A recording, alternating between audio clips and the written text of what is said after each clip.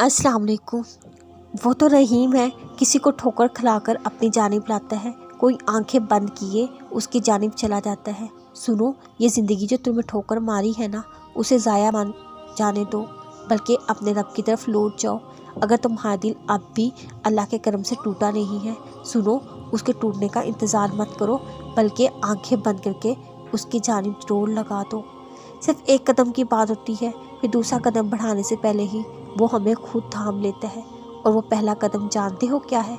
नमाज। हल्के हल्के ही सही, पर अल्लाह की जानिब पहला कदम बढ़ाओ तो सही। वो मुंतज़िर है तुम्हारा, तुम उसकी तरफ जाओ तो सही। संवर जाओगे तुम्हारे सभी मामलात। तुम अपना दुख अल्लाह को सुनाओ तो सही। तो नमाज अल्लाह के लिए नहीं, अपने लिए पढ़ो।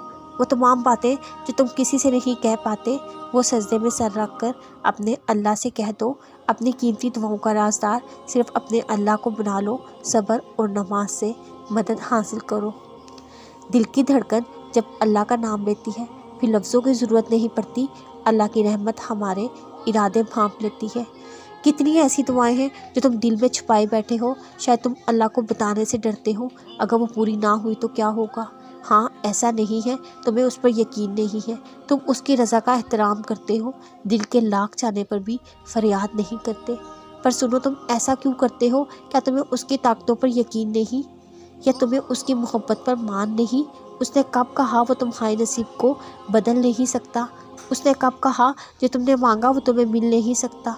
ये सब तुम्हारे अपने जहन का फतूर है, वरना वो तो बेहद मेहरबान, बेहद रहीम है। वो कहते हैं ना, जब दिल ना माने तो दिल की मान लेनी चाहिए। जब तुम्हारा दिल मांगने पर राज़ी है, तुम क्यों रुक गए? क्या मालूम उस तड़प कर मांगी दिल की इल्तिजा अल्लाह तुम अपने कौन से नवाज दे। आपको पता है ना, आपकी जो अम्मी हैं उनको आपसे बहुत प्यार है। उनका दिल करता है उनके बस में जो भी हो वो आपके लिए करे, आपको खुशियाँ ला कर दे, आपको बेहतरीन से बेहतरीन चीज़ ला कर दे। आपका अपना दिल भी चाहता है हर बेहतरीन चीज़ आपको मिले।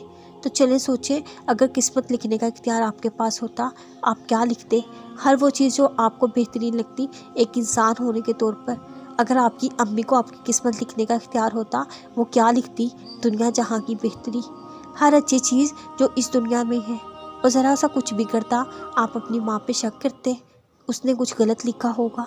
नहीं ना, आपको यकीन होता आपकी माँ ने कोई बहुत ख़ास चीज़ लिखी होगी आपके लिए, आप इंतज़ार कर लेते।